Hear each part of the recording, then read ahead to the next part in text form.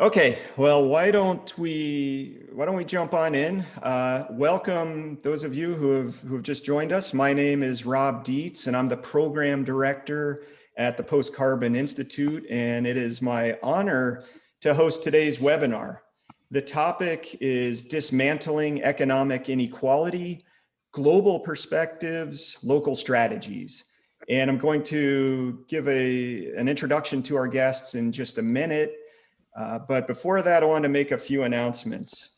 First of all, thanks to all of you who registered for this event, and thanks to those of you who generously have made donations to Post Carbon.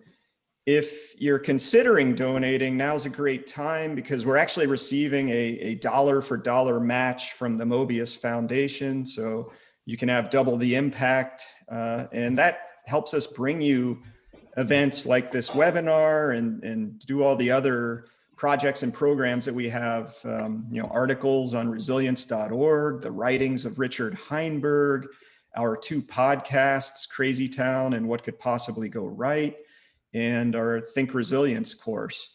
And anybody who does donate will also get a video link to a recording of this event, and so you can view that in the future and share that with your family members.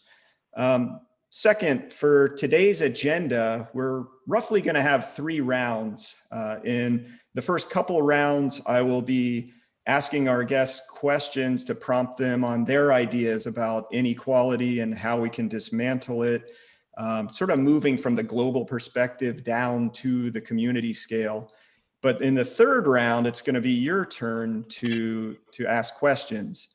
So as you come up with something, there's a little Q&A button down at the bottom of your screen. You can hit that and type in a question, and maybe we'll have a chance to get to it. I have to apologize. We've already received some really good questions ahead of time, and I'm sure with the kinds of audiences that come out for these, we're going to get all kinds of good questions, and we just won't have the time to get to them all. So I am sorry about that, but we will also get you information on other resources so that you can follow up and hopefully get some of the information that you're looking for. Okay, let me jump in and quickly read some bios of our guests, and then we'll get into the questions that I've prepared to prompt you all. So Kumi Naidoo is recognized internationally as a forceful advocate for human rights, gender equity, and economic and environmental justice. In his youth, he took on considerable personal risk in the fight to end apartheid in South Africa. Later, he became the executive director of Greenpeace International and then the Secretary General of Amnesty International. Kumi is currently a professor of practice at the Thunderbird School of Global Management at Arizona State University and a special advisor to the Green Economy Coalition. Reverend Lennox Yearwood is a minister, community activist, U.S. Air Force veteran, and one of the most influential people in hip-hop political life. Starting in 2003, he began leading grassroots campaigns to protect people's rights in the environment, and he expanded his activism in the aftermath of Hurricane Katrina. Reverend Yearwood is now the president and CEO of Hip Hop Caucus, whose mission is to use the power of cultural expression to empower communities who are first and worst impacted by injustice. And Lynn Benander is the co-manager of the People's Solar Energy Fund, or PSEF. PSEF is a cooperative that works to secure financing for community-led, community-owned solar projects, especially in communities of color and communities lacking financial resources. PSEF is working for a transition from an unjust, polluting, extractive energy economy to a just, clean, regenerative one. The founding members include the NAACP, Emerald Cities, Climate Justice Alliance, Indigenous Environmental Network, Cooperative Energy Futures, Co-op Power, and others.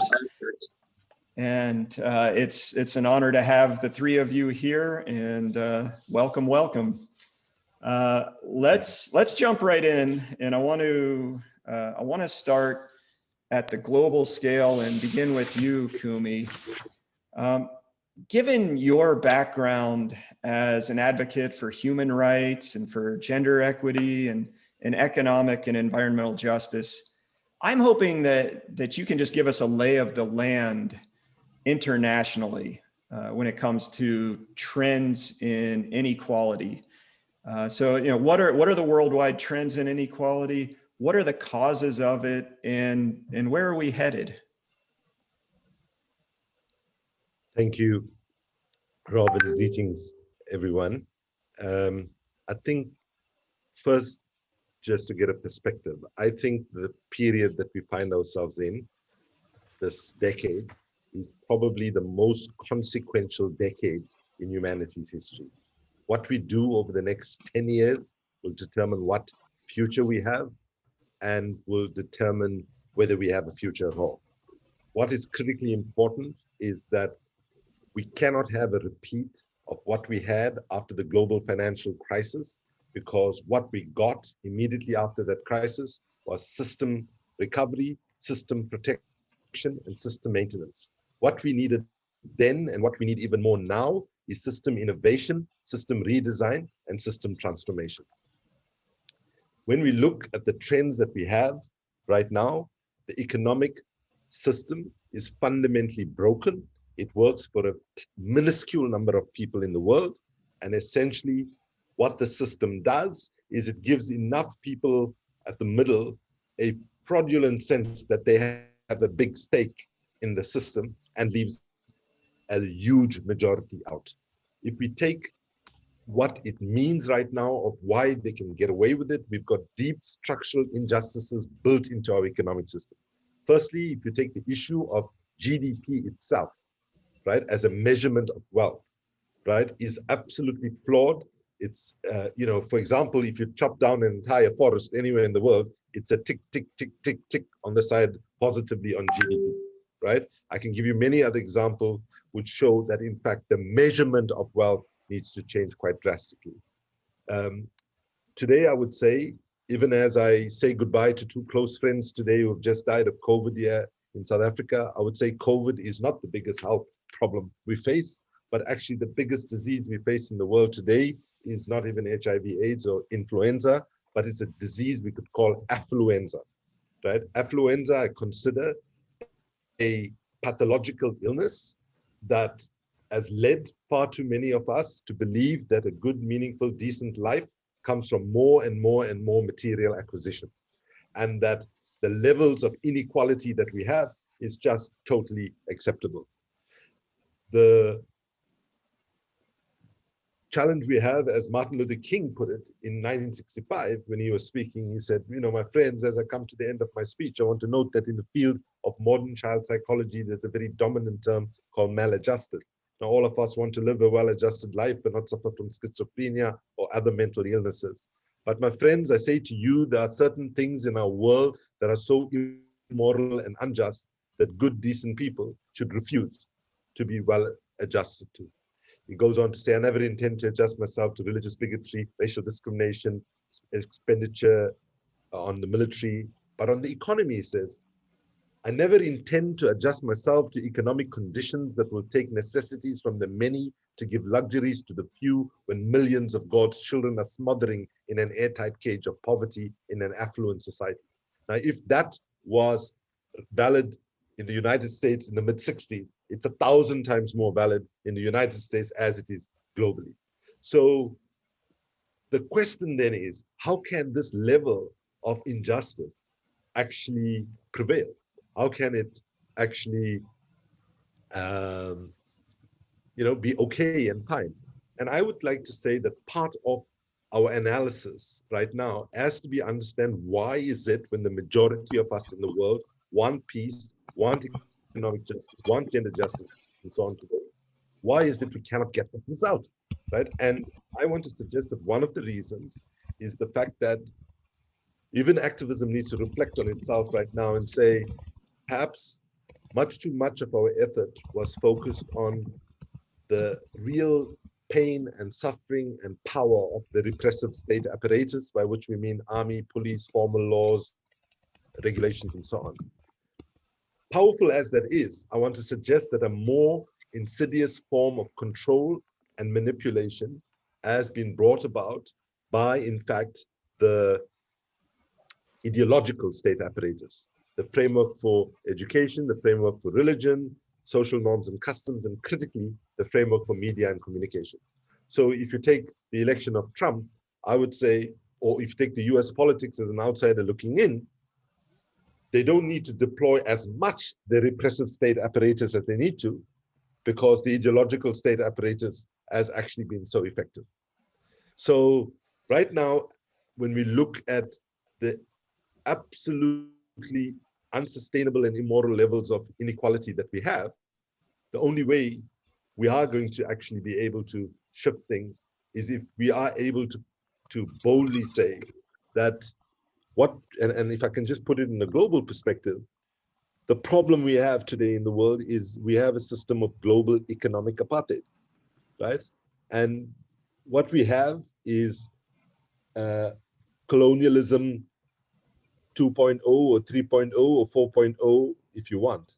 You know, basically, if we look at the vaccine situation right now, it is such a clear expression of an absence of genuine solidarity and how economic considerations like those of pharmaceutical companies, right?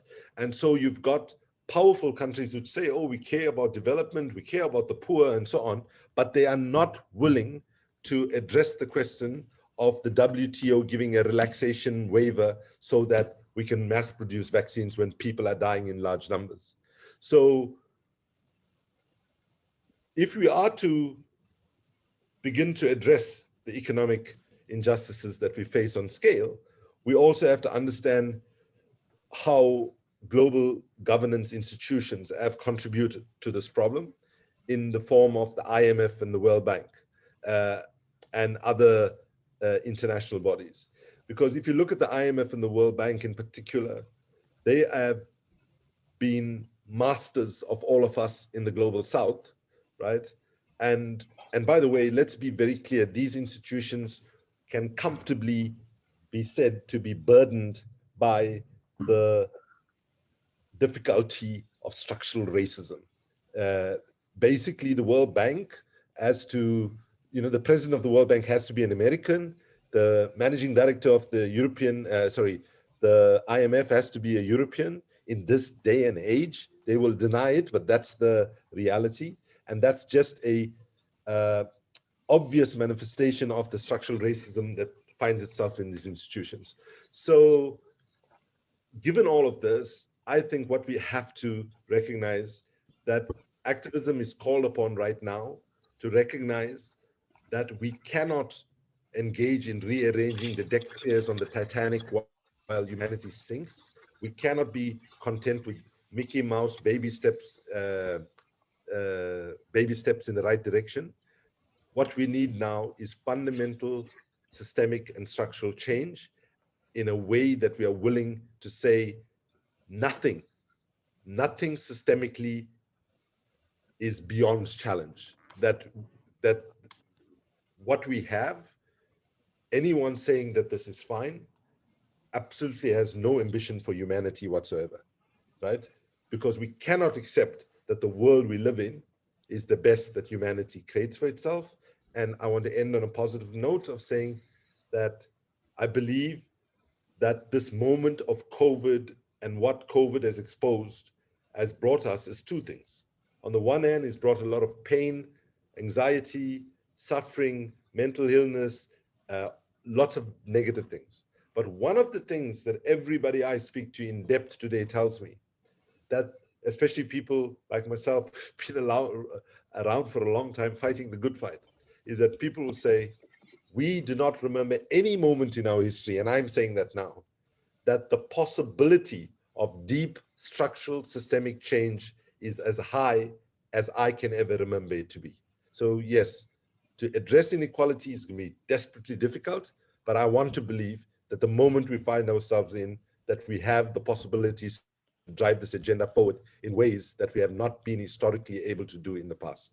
Thank you very much. Yeah, wow. Thanks for pointing out the powerful moment that we're living in right now. And that alone, just at least for me, brings up all kinds of ideas about now's the time. Anybody that's been thinking of taking action, or as you put it, fighting the good fight, or feeling like we're not going to put up with these injustices any longer. Now's the time.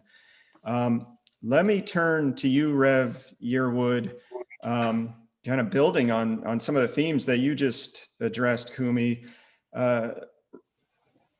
Economic inequality comes from a lot of different places, all kinds of policies, all kinds of cultural institutions, government institutions. And if we're going to address the causes of inequality, one of the places we have to really work on is dismantling racism. And I want to plug your podcast a little bit here, Rev Yearwood. It's called The Coolest Show. And it's really insightful to listen to. And in a recent episode, you stated that climate justice is racial justice, and racial justice is climate justice. And I love how you're connecting the goals for justice and equity to the climate movement.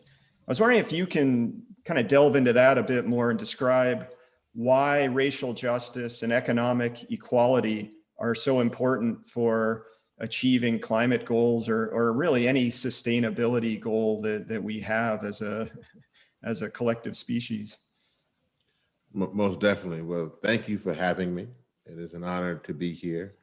It is always an honor with my brother Kumi. He is an amazing activist and an amazing brother. I am so saddened to hear of your loss, and obviously I join you in lifting you up and all of those in the struggle in my prayers. And I want to thank those who have me in this conversation.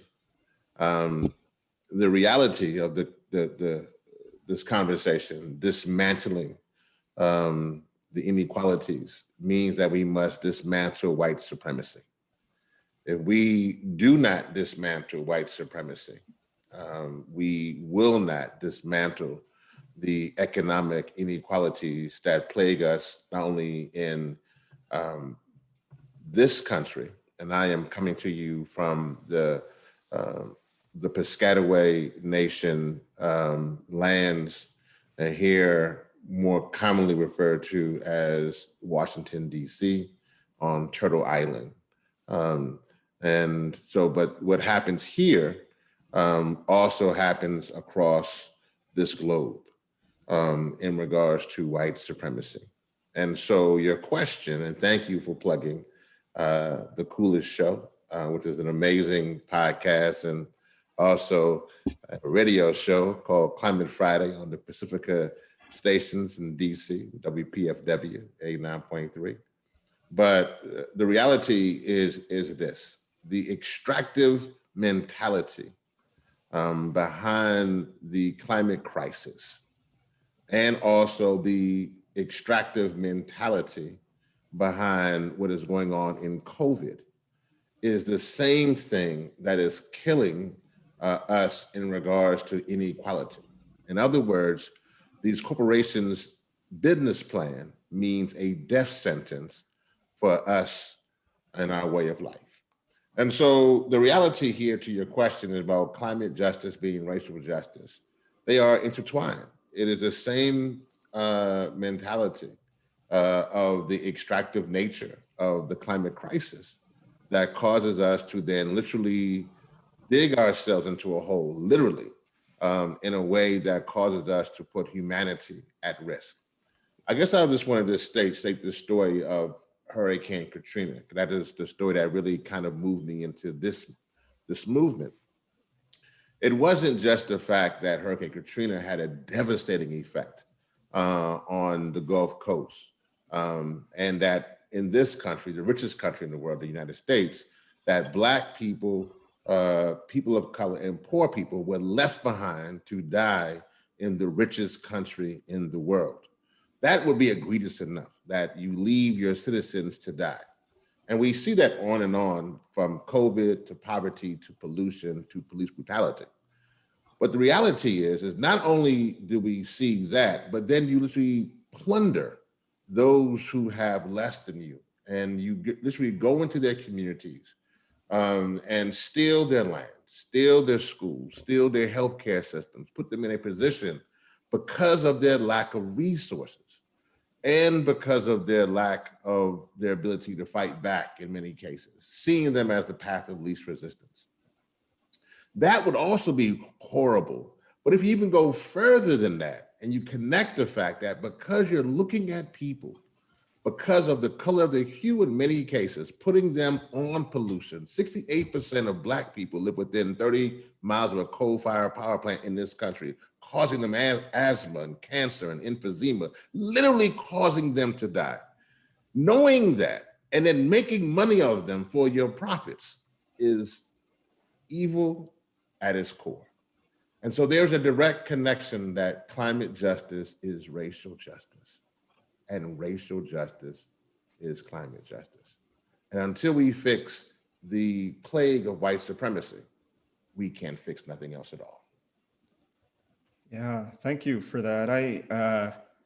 What you're talking about with the extractive mentality just really resonates in a way that obviously we have to figure out how to do away with that. And one of the things I often think, yeah, change your mentality and then change your actions, but the reverse can also work if we start doing things that that are obviously different from the kinds of terrible, evil ways that you just discussed.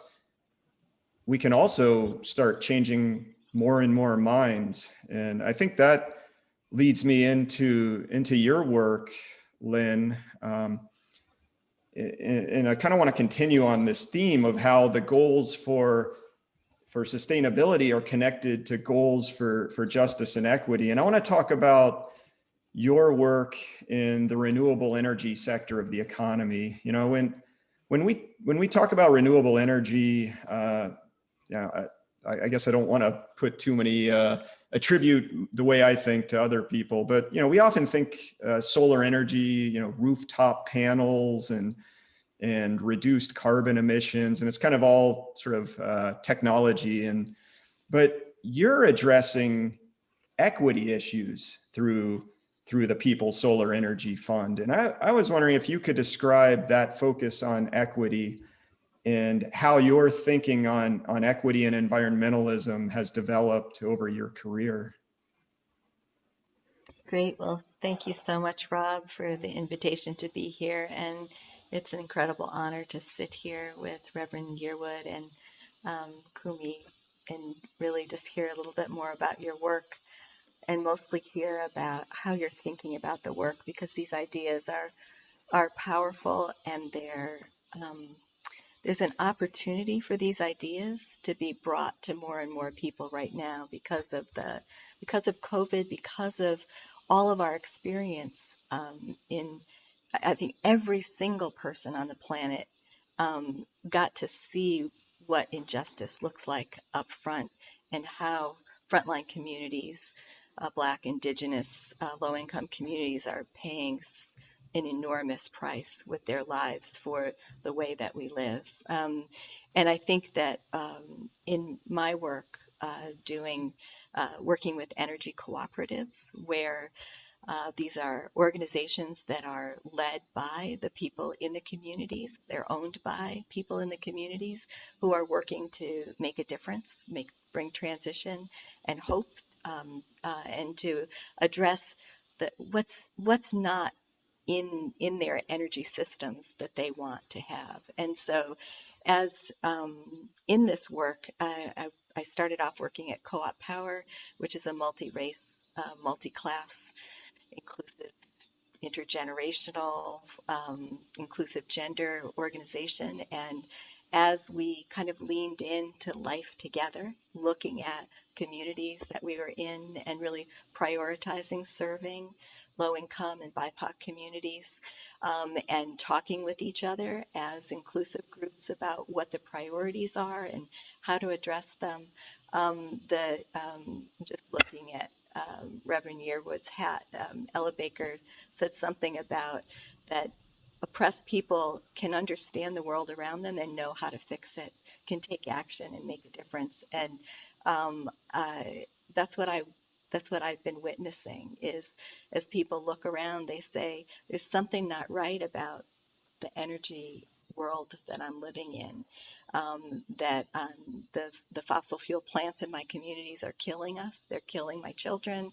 They're killing all of our children, and this isn't fair. We're bearing the brunt of the fossil fuel industry in ways that we're not benefiting from this, and we're dying for it. And so there's a politicization that happens just from living in an environmental justice communities, and people want to figure out.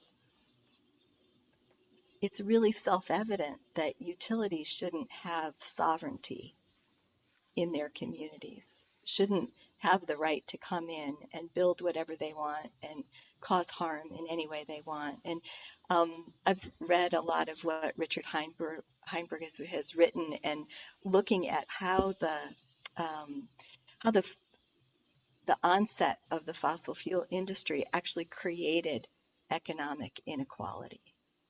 It really allowed the people that owned that means of production to create the incredible divide between people who have and people who don't, people who necessities are being taken away from in order to give luxuries to others. And the fossil fuel industry created that division. And as we just on the ground in communities trying to figure out how to address that, where were the levers of power that we had in order to make a difference? The organizing work just naturally looked at how do we create alternatives to these fossil fuel power plants? What is renewable energy and how can we get it? And also, how can we own it? It doesn't really work to replicate the ownership models of the fossil fuel industry. We don't want centralized power that can dictate who gets the power and what they pay and who gets the jobs. We want to have power that's owned in our community and power in all those different definitions of that word. And so as we started building community ownership of renewable energy, we found out that that was a way in to really shift a local economy. That once you owned an income producing asset, you decided who works there. You decided where the profits go. You decide who's going to get that power and what they're going to pay for it. You can ease the energy burden that so many people are carrying, where they can't afford to pay for their air conditioning or their heating bills, and it saves lives to be able to keep your power on. So if we can significantly lower the cost, it makes a big difference. If we can clean the air, it makes a big difference. And so the whole idea of community-led and community-owned solar is a very direct contradiction to the extractive fossil fuel industry, where we're able to take back power and control into communities as a means of restorative justice, to create jobs, quality jobs, to bring profits back to these communities, to ease the energy burden as a first step in taking back control of communities so that people can own the means of creating their own, of accessing the necessities of their lives. They're not asking somebody else for it. They actually have control enough in their communities so that they can take care of themselves. Yeah, thanks. The theme that you're talking about, how it can make a big difference to have community-led and community-owned enterprise, especially around energy, is an excellent transition into where I want to take this, which is sort of moving from this larger perspective down to community responses to inequality and actions that can promote justice and equity. So I want to do another round robin here and come back around to you, Kumi, and ask you, based on what you've experienced and strived for in international venues, I'm hoping you can describe some of the most effective ways that you've seen to reduce economic inequality and racial injustice. You can obviously talk about changing broad economic structures or getting new policies, but also if there are direct actions that people can take to make their communities more equitable. I'd love to hear about that too. Oh, you're muted still. Thank you, Rob. And just to honor and celebrate the comments of Rev and Lynn, I think the point of climate justice is racial justice. Is exceptionally important in how it connects historically, but how it actually plays in the present. But I think another way of making it clear is also saying that the climate crisis in itself is a failure of the economic system. It is the greed of the climate, of the economic system that has brought us to this cliff of climate catastrophe. And in that sense, I think it's incredibly important to make that point.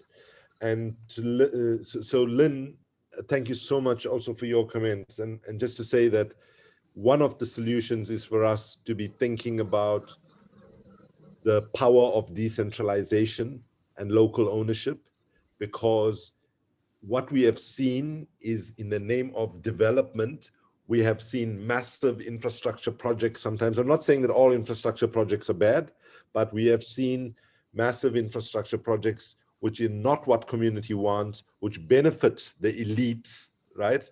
And leaves the poor excluded, as being where we can see big monies being mobilized across the world. So when I look at putting our energies in trying to shift the international system and even our national governments, I, on reflection, must make this point that I think I have made a terrible error for a very long period of time, where I confused access to power for influence over power. Just because we get access to the World Bank meetings sometimes, to certain UN conferences sometimes, to our national governments sometimes, and because for many of us, we never had that in the past, when we started getting that after the fall of the Berlin Wall, we got taken up by the possibility of dialogue and what dialogue could bring and so on. And I still would say dialogue is important. But I think that if we are brutally honest with each other, that some of our energies that we have historically put into, trying to push those at the top with power to change, has not only not worked, but actually it might have been the wrong strategy in this sense. I think that our gaze was too much upwards and not enough downwards. What I mean by that is we looked too much to the people who had power, hoping that we could appeal to them to change and do the decent right thing. But I think what has become very clear in the last couple of years, and COVID has helped, with various struggles that have gone on during this time, is that if our gaze has to be substantially more with where people are at, and to build the power of the powerless so that they can speak in their own voice and come up with their own solutions and so on.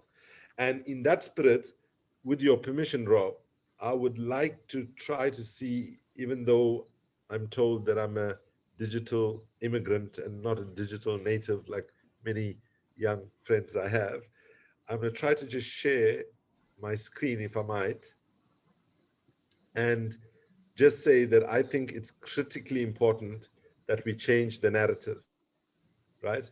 And basically, one of the problems in the way we look for systemic and structural changes and so on is our starting point is always, what do we not have, right? We look at this, how people are disempowered, marginalized, excluded, and so on, which is real and painful and horrible, and we have to start there.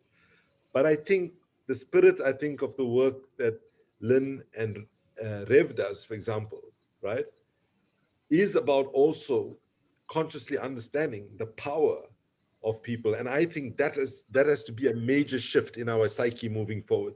So this simple contribution that I've done here is to put people at the center and say, people have power as, and I've looked at 4 different areas where we can harness that power. We have to harness people's autonomy, where we need to recognize people have power as citizens and voters. People have power as enhancers of transparency and accountability. And yeah, it causes me sadness that what happened last night in South Africa, if you've not heard about it, but it also is the right, just thing to do, that the President Zuma, why it caused me sadness was that he had engaged and contributed to the liberation struggle, and I fought alongside him, and then in power became extremely corrupt, and last night ended up in prison, right? And that wouldn't have happened if it wasn't because people exercise the power to enforce transparency and accountability and hold corruption to account. People also have power as shapers of our own destiny through the movements, trade unions, NGOs, and so on that we can create. And people have power as volunteers taking private action for the public good. And I think that we sometimes underestimate the power of volunteerism. I can tell you in our context here in Africa, right now with COVID, were it not for the immense generosity of ordinary people who had something little more to share, who shared it with people who had much, much less, the pain of COVID would have been much more devastating for hundreds and thousands of people, right? But I think that energy sometimes that is in the volunteer space, there's a bit of an arrogance on those who have more structural and systemic sort of analysis of problems and so on, because those folks are just do-gooders doing nice things, as it sometimes goes.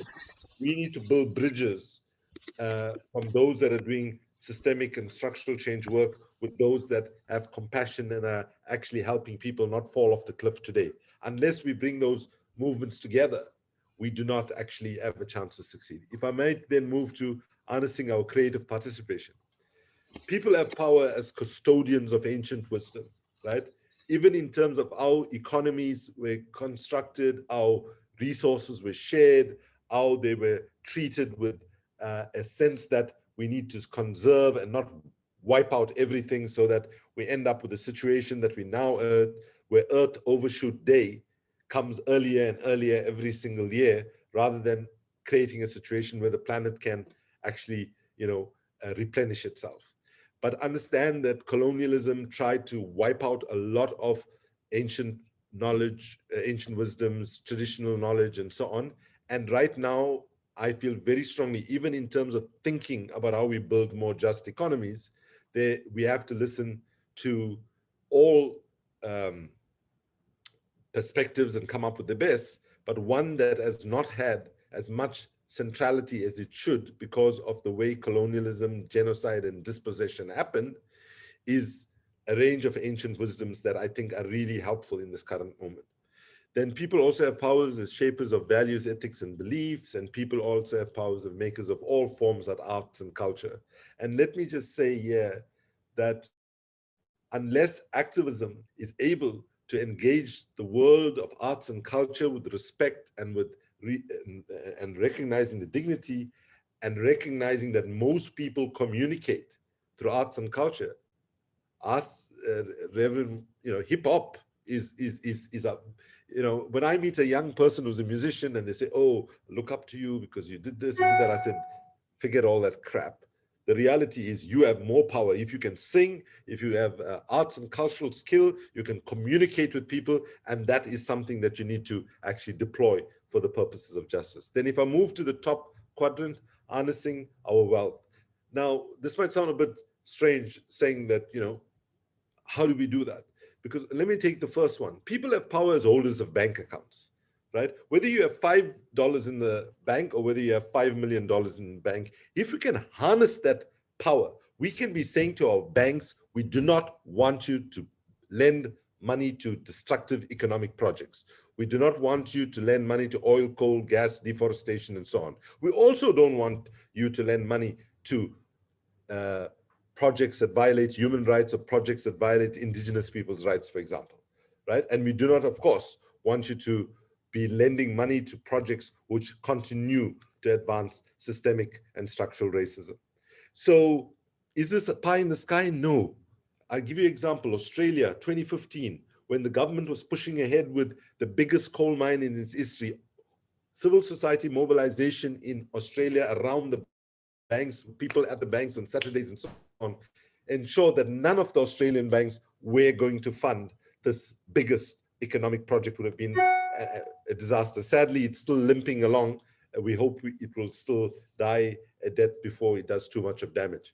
Then also owners of capital and assets. Now, you know, mercifully, there are reasonably large numbers of wealthy people in the world who also get it, that their children are not going to be saved, their grandchildren are not going to be saved from the impending climate crisis, and they will have to start making adjustments to how they think about the wealth and how they redeploy that wealth. So, and of course, yeah, again, when you even look at whether people have powers as holders of insurance policies and other products. You know, I used to have a friend who used to talk about, we need to think about pension fund socialism. I said, what is pension fund socialism? This was in 1980s, right? And say, recognize that workers actually contribute large amounts of money into their pension funds and so on. And we need to exercise that voice to actually get control over those pension funds and say, we want this to be deployed and invested in the kinds of projects that Lynn is and their community are pushing in terms of getting resources on the ground to where people are. The last dimension that I want to look at is harnessing our consumptive power. Our consumptive power is a very, very important thing in which we can push for significant economic changes. In my experience in South Africa, there have been many examples where we've had companies during the anti-apartheid struggle who would do bad things, and when workers were fired and so on, we would mobilize consumer boycotts, which would get companies to change their position.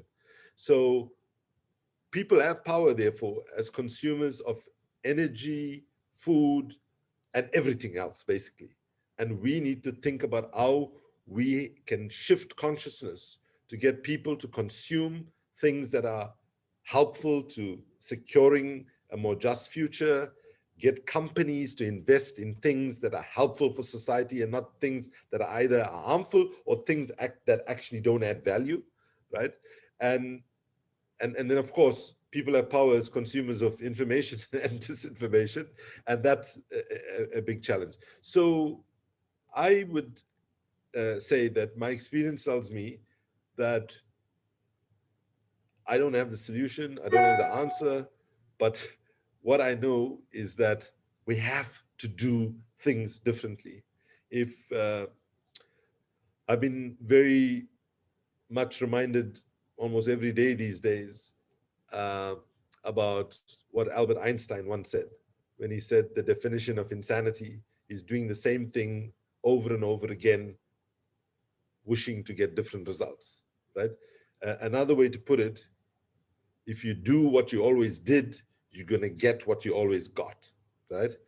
And even another way to put it, we cannot use the same thinking, processes, and logics that got us in the problem in the first place, right? And that, sadly, is what even President Biden and various governments in Europe who are supposedly understanding that climate is the climate crisis is real, and the inequality crisis is real, and the racial injustice crisis is real, but they are sticking with the same solutions at a macro level that got us in the problem in the first place. And unless we are committed to a significant rethinking of our consumption patterns and thinking about the fact that we live on a finite planet, and therefore we have to use the resources on this planet in a much more equitable way, and unless we can confront that and fess up to that and agree we don't have a choice, I don't think we're going to get out of the deep mess that we're on. But just to end on a positive note, people like me often say, save the environment, save the climate, save the planet. I just would end on a positive note of saying, the planet does not need saving. The planet is just fine. if we continue on the route that we are, the end result is we warm up our planet where we can't plant food, we destroy our oil resources, we destroy our soil, water resources and soil. And the end result is we will be gone, the planet will still be. And the good news is for everybody who's very concerned about the planet, once we become extinct as a species, the forests will recover, the oceans will replenish, and so on. So let's understand the struggle to avert catastrophic climate change and to do it in a way that recognizes that we don't address climate unless we address economic inequality is something that we have to address with urgency at this moment. Thank you.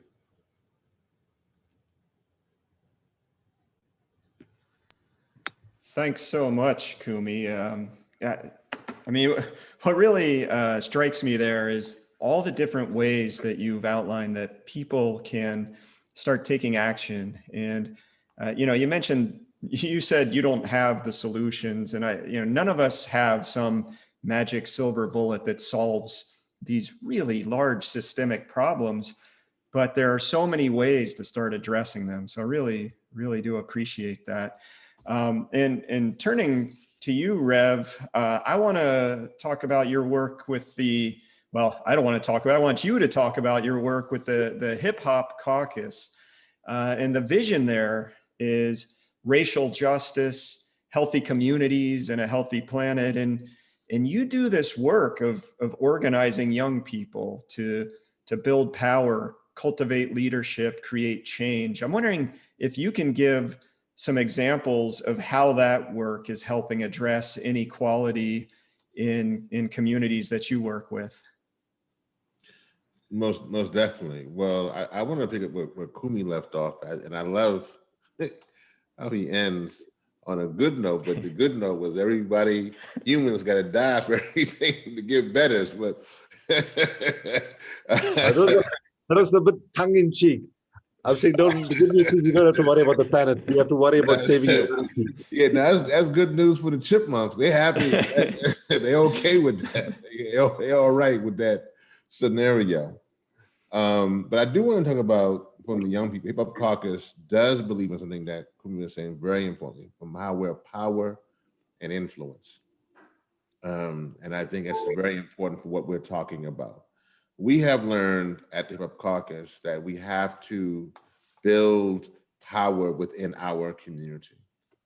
Because if we don't, we won't win. We believe that organized people beats organized money every single time. But if we don't organize people, we can't beat organized money. And so the power must come from the people. And so that is a reality. And I think that our movement, I want to go back to dismantling the economic inequality. I want to be like a little bit of a broken record. I want to say again, because it might have gotten missed in the first part, that the only way to dismantle the economic inequality is to dismantle white supremacy and to also dismantle privilege. Because one of the things here is that a lot of people feel they have access to power, and they feel that their power can have an impact on other power. And so they look upon the fact that I'm an ally to those who may be powerless or have less power, but in reality, they don't want to give up their power or their position. And so a lot of us really have to have some real, as we say down south, come to Jesus moments with our positioning and where we are, because we think we're willing to give up power, but we have power and we're actually hurting those who can actually ascertain power. I bring this up now from this moment here to one thing that Kumi was saying is very important. We are now dealing with a situation where in this country, we're trying to deal with the climate crisis, and we're trying to deal with that from the standpoint of the infrastructure plan. And we feel that if we can put the climate legislation in that, we can do well. I bring this up because we have seen that every time we try to go that route, and we try to go through a route of climate dilution or climate denial or climate delay, that we don't actually get true power. So the Hip Hop Caucus believes that if we can build a movement of people, particularly Black people, brown people, and communities of color, and that movement can be a movement that is led, and it's a BIWOC, not just a BIPOC, but a BIWOC leaderful movement, a Black indigenous woman of color leaderful movement, because we also believe that this movement must be led by women of color. It must be led by Black and brown and indigenous people. And this can't be a sideline effect. And until that happens, we won't have real power. And when I say that, I'm saying that from an experience. One of the things that was done was the Keystone XL Pipeline.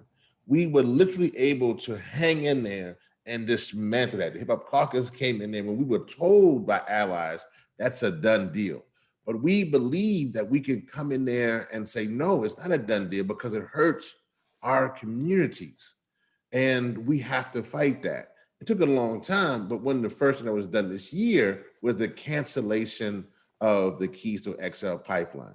Last Friday, we continued that mantra because we saw another pipeline, the Byhalia Pipeline, Byhalia Connection Pipeline, being driven through poor Black communities in Memphis, the same place where Dr. King lost his life on April 4th of 1968. We saw them still putting pollution in poor Black communities. We fought that. They said that we were the path of least resistance. And then last week, we won that battle. The same pipeline fights being put through poor Black communities of former enslaved people in Richmond, Virginia, and in North Carolina, the Atlantic Coast Pipeline. But when Black and brown and people of color and white allies who were understanding the aspect of building power from the bottom and at the top, we beat that pipeline. What are you saying, Rev? What I'm saying here is this. Our movement feels too comfortable around power. They feel that they have power. And so they are getting in the way of real change in this process. And in respect to that, people are dying. This is not a game because people are dying. For many of us in the Hip Hop Caucus, we see this not from a perspective of environmental justice. We see this through the lens of environmental liberation. Environmental liberation where everything around us is encompassed in our environment. And we must liberate that so that particularly Black people and young people and people of color can be liberated from the extractive mentality of the fossil fuel industry. But too many of our allies are too connected to that and want to reap the benefits and don't want to give up their power because they benefit from the same extractive mentality that took us in slave ships and brought us to this country to begin with. And so this is where we really are. So once we really begin to deal with that inequality, those connections, give up our privilege and our platforms so that we can truly have power from the bottom up to dismantle capitalism and other mechanisms at the top, we won't see the change. But this is the thing though, and I'm not gonna end on a good note. I'm gonna end on a real note in this aspect. In the 20th century, our grandfathers and grandparents fought for equality, fighting inequality, but they fought for equality in the 20th century. And Kumi was a part of that and fighting the fighting against apartheid in those regimes in Africa and bringing that and showing many of us young leaders today what it means to work with Greenpeace and also to work outside of Greenpeace, to be honest. But many of us now are not fighting just for equality like we did in the 20th century. We're fighting for existence in the 21st century. It's not a game. We literally have a time lapse on what we can expect to, and the idea of us dying is unacceptable.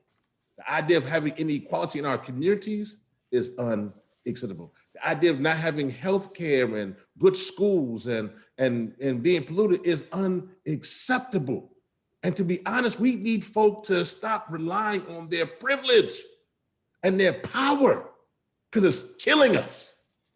It is killing us. It is not a game. That's the note I want to end on. Yeah, thank you for that. The themes around power, around the extractive mentality, around the the imperative. You have to dismantle white supremacy. Thanks for reiterating. Yeah, Kumi. Rob, can I just strongly endorse those comments, and the power in which it was said, I think, was absolutely spot on. And just say that, you know, when Van Jones was appointed chief of staff in Obama's White House to lead the green jobs, I think it was called the Green Job Czar or something like that. It was at the same time I was appointed as the head of Greenpeace. And there was a newspaper in the US ran an article about why it is so hard to be black and green at the same time, and reflected on some of the challenges we have within our movements. And I think we cannot really have an honest conversation about inequality and its intersection with race and class and climate without sort of saying quite honestly and openly that the environmental movement as it stands today has changed, because people of color have asserted themselves from bottom up into those movements and created lots outside of the mainstream of the branded movements as we know them. But I think that right now we also must say that we cannot replicate the systems of injustices in the way that we operate, and we cannot replicate some of the cultures of inequality in the way that we operate to resist it. And I think I say this, you know, of course I served Greenpeace and I wish them well, but not just Greenpeace, but the mainstream environmental organizations, most of whom I do recognize, I believe recognize that they have to make significant changes. And unless they address with deep sincerity and deep urgency what people call diversity, equity, and inclusion, to address not only the question of race, and I loved our Reverend brought in the question of gender so strongly, but a range of diversities that have been neglected. Because unless we, in the way we fight our struggles moving forward, unless those movements look like how the world looks and how our countries look, we will replicate the same injustices, however well-meaning we might be. I just want to strongly endorse those last set of comments, which I think were absolutely spot on. Thank you. Yeah, thanks for that. Yeah, Lynn, I want to turn to you and give you an opportunity to talk about some of the on-the-ground work that you've been helping to facilitate. And I was thinking about this from the perspective of a community or members of a neighborhood who want to establish, let's say they want to get a renewable energy project going in their neighborhood that actually addresses equity and ensures opportunities for people who don't have access and don't have maybe don't have what we think of as the traditional places of power. Could you talk about what challenges a community or a neighborhood like that would need to overcome, and how you and PSEF would go about doing that kind of work in a neighborhood? Sure. I'm just thinking about the powerful ideas that that Reverend Yearwood and Kumi have just been talking about, and how our work kind of is in line with many of these things that we're talking about right here. I think that it's really important for people to realize that they have a lot of power. It's like there's a lot of myths that if you're poor or a person of color, if you're young, if you're a woman, you're powerless. You know, that somehow others have power and you don't. And there certainly are ways that is absolutely true. where the structural racism and all the rest of the systems of oppression have kept people from feeling their power. But the truth is that many of the organizations that this myth is also this belief system is also very useful to powerful people, because then they're not challenged. And if we were to all boycott, one large corporation for a week, those corporations are dependent on money coming in every day. And I don't know how long it would take to empty the coffers, but it would happen. It's like there are ways that we have incredible power as consumers, as investors, with where we put our money, our time, our volunteer effort, our um, um, our work as workers, what work we do and won't do. There are and as political power, our power that we have as residents, as voters, and then the power that we have just from our own cultural heritage and being, the things Kumi was talking about, are very much a part of all of our organizing work that we do on the ground, is really identifying where is our power.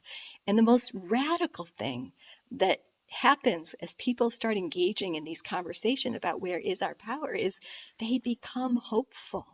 They have hope. They can see that maybe they can start to change small things, big things. And we need so much hope in this world right now, because we have to use every ounce of power that we've got from all of these different places that were on Kumi's chart, and actually get together and make the change happen. I do believe that the systems of oppression are also belief systems which cause assumptions that keep us from standing up and being counted and getting together with other people and making change happen. And I think we need that right now more than anything. And we don't know what the answers are, but we know what they're not. And it's not in the fossil fuel industry. It's not in industry that creates poison and pollution that causes death. We can't compromise anymore on saying, well, this is economically required, that in order to sustain our GDP, that we have to allow these industries that are creating all kinds of consumer egregious consumer policies that they're implementing, that they're harming people, they're harming communities, they're taking jobs away. We can't say that these harms are required in order to sustain our current economy, which we assume to be necessary. We've got to challenge those beliefs, because they're just not true. They're just not true. We have power. We can create our communities in the way we want. We can stop climate change and start to reverse those powerful changes without us all disappearing off the face of the earth first. We've just got to come together. And so I do think that we don't know what the answer is, but we know that frontline communities have to be at the front of the line. We know that we have to reject white supremacy. And if you're white and wealthy and powerful and listening today, please consider teaching your children that what you have brought, your legacy for your family, was built on immoral, unjust, and even criminal basis. And you need to find a way in your own life to teach your children and do what you can in your own self to step away from the power that was ill-gotten, from the wealth that was ill-gotten, and find a way to step away from the system that took necessities from the many in order to give you the luxuries and the power that you have now. And that's a big ask. You've been sitting as the plantation owner on a slave plantation with people waiting on you and going without in order that you would have luxuries. And you need to step away. And you need to find a way to undo the damage that has happened. This isn't that you're a bad person, it's you're part of a system that's really corrupt. More corrupt than any of us really understand. except if you've been the impact of it, then you get it. But it's like that's a big ask, and we need to do it with humility and apology, not with arrogance or victimhood. We need to really ask everybody who's been at the front of the line without that right and privilege to step back. And within the work that I've been doing with multi-class, multi-race organizing, that's been happening. When people sit at the same table and talk to each other, one person isn't going to load up their plate of food with massive amount while the next person doesn't have any. When you're sitting next to each other as human beings, our natural inclination is to love and to share. It's these systems that have kept us apart. And this kind of organizing in communities that People's Solar Energy Fund is now supporting nationwide with help from the NAACP field offices and all the chapters with the tribes that belong to the Indigenous Environmental Network, with environmental justice communities that belong to the Climate Justice Alliance across the country. We're looking at how we can be the change that we want to see. And I want to end with a quote from Angela Davis that just seems to fit so well with everything we're talking about today is, I am no longer accepting the things I cannot change. I am changing the things I cannot accept. Thank you, Lynn. I just want to react. Like, I'm on a intellectual crossover, emotional. I feel like the wisdom that the three of you are presenting. There's just so much to consider here, and to be able to go out and do things in our own communities, and to make shared sacrifices to build the world as we want to live in it. And I really appreciate that. And just listening has been just so eye-opening, I guess ear-opening to me. I know we want to do Q&A. We're kind of running short on time. So we've got... I just want to say one thing to what you just said, though, that just real quick, that what you're hearing is not just hearing us, but you're hearing the ancestors. And you're hearing you're hearing a moment where humanity is saying that if we don't change, then we don't live. And you're hearing it from all of us. I mean, it is from those who've been oppressed, and those who have oppressed, but it's really about humanity: black, white, brown, red, male, female, straight, gay, theist, atheist, humans. You're hearing a moment in which we realize that if we do not change course, we die. So you're hearing that. So it's sometimes it is both intellectual, but there's also something that is deeper than that. It is also survival. Yeah. Yeah, no, it strikes the heart, at least for me, more even than the head. So yeah, I appreciate that. We do have a question, but I'll read it out to you all. But what I'd kind of like is, answer it or go the direction you want. But we just have a minute or two left for maybe some parting thoughts. So this question is, it's related to everything we've been talking about. It's, how can we best engage and empower marginalized communities in the climate movement, and especially ensure that climate actions don't cause more harm than good? And yeah, please just kind of final thoughts around how we move forward with helping communities that need to find their power.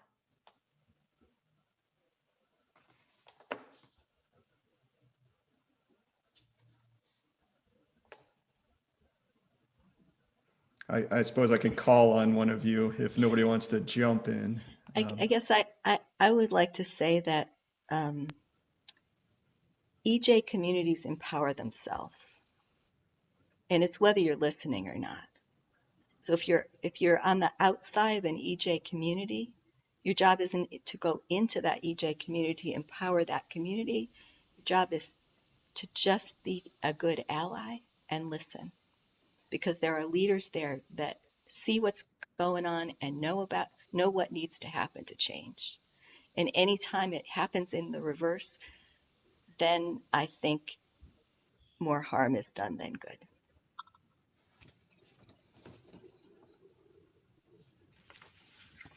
I think we've said a lot.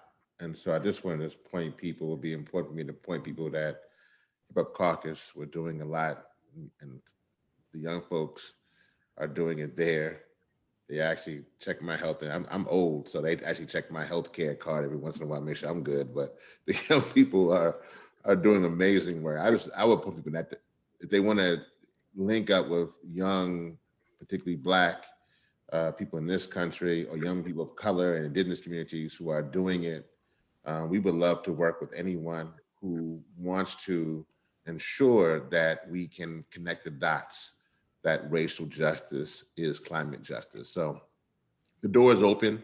And we are freedom fighters, and we are here to just do what we got to do. And so go to hiphopcaucus.org.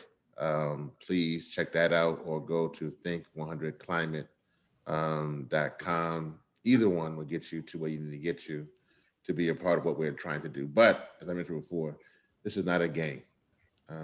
We are done dying, period, full stop. And so whatever we got to do to stop that from happening, we are going to stop that from happening.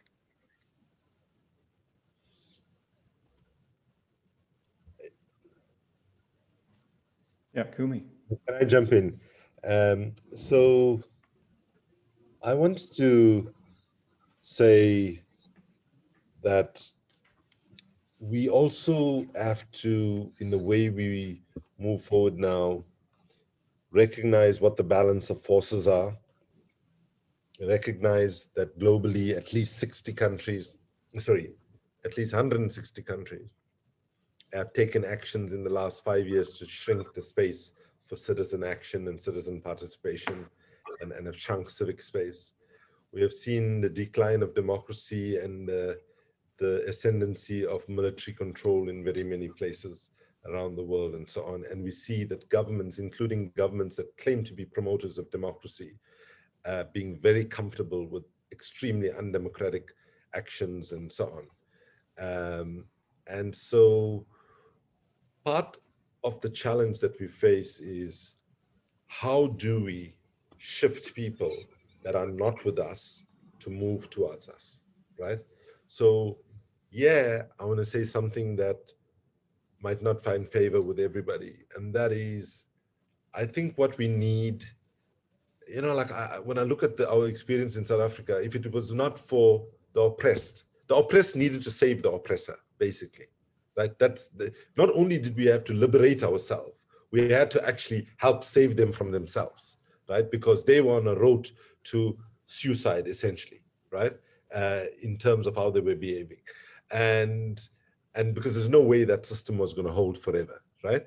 So when I look at what's happening in the world globally, I also feel that compassionate, progressive, courageous activism must also now figure out how we actually push without compromise, in the way that Reverend Yearwood has said, for what we need and what people deserve and what people should have got a long time ago. And by the way, a lot of people say today the social contract is broken between government and citizens, as if it has just been broken. Let's be clear, the social contract has been broken for indigenous people, for people of color, for women, for young people, for lots of people. It's been broken forever, right? So as we think about building a new social contract, I also think we will need to take the high ground, right? So I want to just conclude with a very simple example, right, of what the kind of healing frameworks we need, right? So for example, if we said we need to smash the current capitalist system because it's rotten to the core, right, which many people have said for a long time and continue to say, if you say that, the day you say that, assuming those who are here and those who are most furthest away, the day you say it in that way, the people that are here have actually, the day you launch that campaign, people have shifted further away from you, right? And what we need to be able to ask ourselves, the way we use language and narrative, it should never be self-indulgent. It shouldn't be about us convincing the echo chambers in which we live how progressive and how super politically correct we are. That is not going to get us to where we need to, right? What we need, like if I take that example, what would we lose if we said, we need to build an economy that is fair, inclusive, just, and does not hurt the environment, right? If you use a framework like that, it doesn't mean everybody that's here is going to jump in bed with you tomorrow, but you create the possibility of a dialogue and a communication with at least some of the people that are not with you, right? And we have to almost, that's what I mean, save people from themselves, right? And this might, in a time where patience is justifiably running thin, right? Part of the leadership of this moment that is needed is also for us to actually throw a lifeline to people that have to change and have to change fast. Because at the end of the day, I worry that they have far too much of power not to make things even more intolerable and unbearable as they cling on to power right until the very end. And as we all know, the kicks of a dying horse are the most strongest and vicious. And I hope that point came out clearly. I was trying to say too many things there, but I hope it came out okay. Thank you. Yeah, thank you, Kumi. Thank you, Lynn. Thank you, Rev Yearwood. So much to ponder and think about coming out of this. We will share resources from this. We'll send an email out to our registrants and get the video out to donors, and we'll have a survey for folks. Please fill that out if you are inclined and help us to continue to improve. I want to say thanks also to our behind the scenes colleagues, Desiree, Clara, Amy, Cassidy, who make this webinar go. And thanks to everyone who joined us today. We do this for you. We really appreciate the chance to connect with you. Again, I'm so honored to have the three of you here and sharing your wisdom. Special heartfelt out to you, Kumi, for the loss you're dealing with. I was really sorry to hear that, and tough moment, but thanks so much for persevering and joining us, and all of you. Amazing work. Keep it up. So inspiring. I got to go out and do some volunteering right away.